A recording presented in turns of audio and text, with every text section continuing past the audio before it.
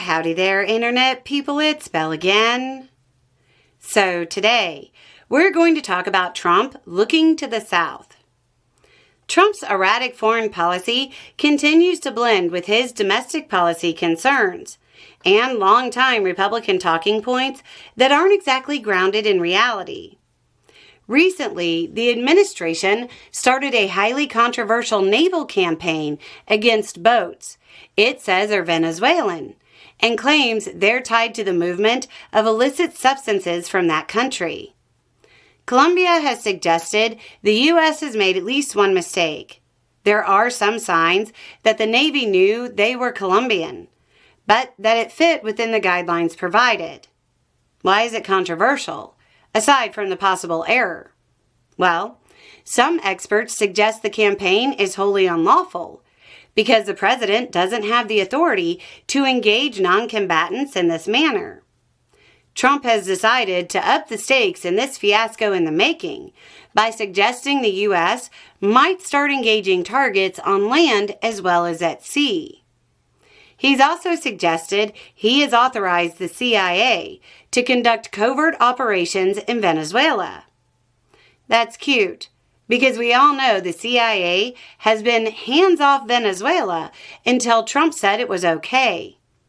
Somebody might want to pull the president aside and explain the purpose of covert intelligence operations is to maintain plausible deniability. You can't maintain that if you announce you've done it. So to recap, it started at sea. The CIA has been authorized to move covertly, and it'll move to land. Hey, I've seen this one. It ends with Jack Ryan testifying before Congress.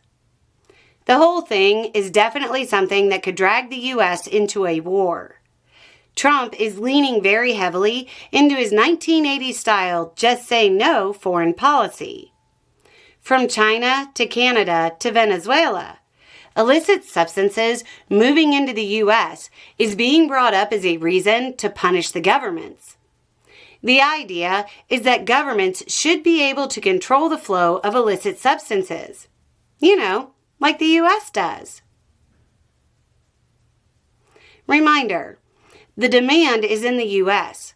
U.S. demand creates a profit motive for those supplying the substances.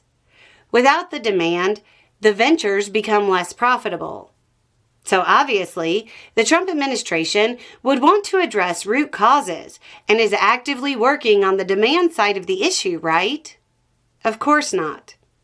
Since Trump took office, he's actually slashed the number of staff at the Substance Abuse and Mental Health Services Administration by about half. The lack of coinciding domestic policy to go with the rhetoric surrounding the foreign policy suggests that Trump wants headlines, not headway, in addressing the issue.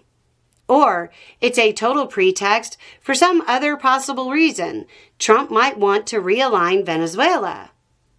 The guy living in the 1980s with the energy policy from the same decade might be interested in oil access, even though most U.S. assessments say it isn't at risk. We know Trump doesn't really read or believe those. It's important to understand that until now, this was relatively low risk for the U.S. because of the standoff nature in which it's been done. Operating from the air is one thing, and realistically, there isn't much most countries can do. However, when it comes to covert action in country, the risks of this going sideways dramatically increase. A failed operation leading to the capture of U.S. personnel could easily put the Trump administration on a collision course with an invasion of the country. Anyway, it's just a thought. Y'all have a good day.